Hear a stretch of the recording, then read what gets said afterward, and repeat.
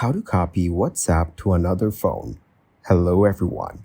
In this video, I will show you how to copy WhatsApp to another phone.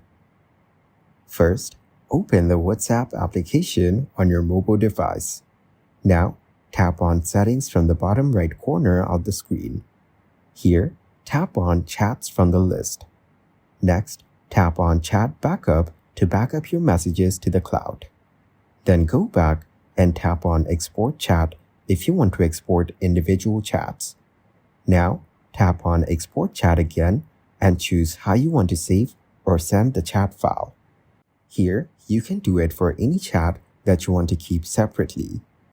Next, go back and tap on Move Chats to Android if you're switching to an Android phone.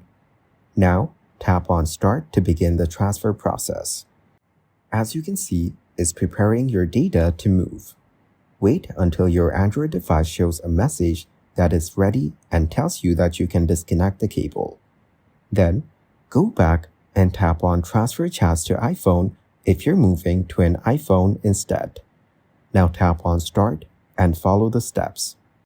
Finally, scan the QR code on your new iPhone to complete the transfer.